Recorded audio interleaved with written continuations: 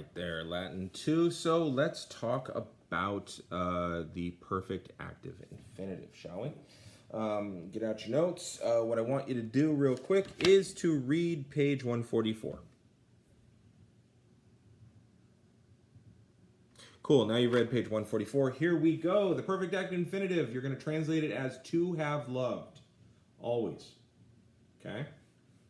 It's based on the third principal part. So this is an infinitive that's based on the third principal part. Step 1, take the third principal part. Step 2, knock off the ending, which is E. Step 3, add on ise. Step 4, floss. So amo, amare, amawi. So amawi, amau, amawise. All right. All right. So now that you've figured that out, you pretty much have all of the infinitives, even though you don't know you do. So let's look at an infinitive tree. So go ahead and draw a participle tree, but label it infinitives. Okay?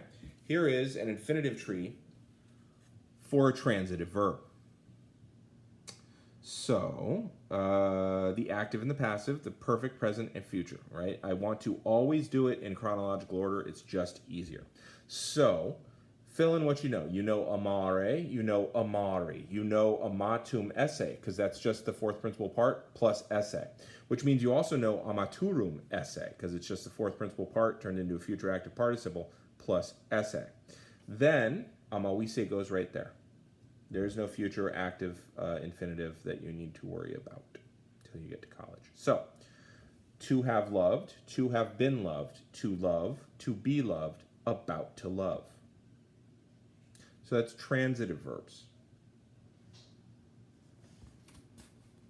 Let's talk about intransitive verbs, shall we? Intransitive verbs, draw another tree. Intransitive verbs don't have passive forms because they can't be made passive. They are intransitive. So all you're going to have is valere, which you know, and then the fourth principal part is valiturum, and you're going to put an esse there. And then, third principal part, valui, knock off the I, add on the ise, valuise. To have been healthy, to be healthy, about to be healthy.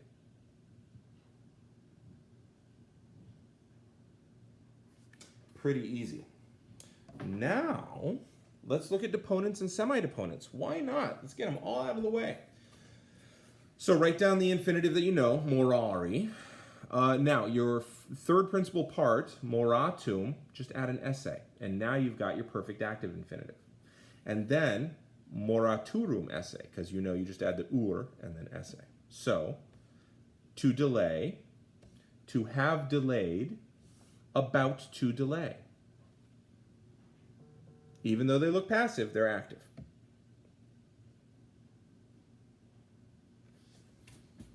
All right. So that's an infinitive tree. What I want you to do now is exercise 41B.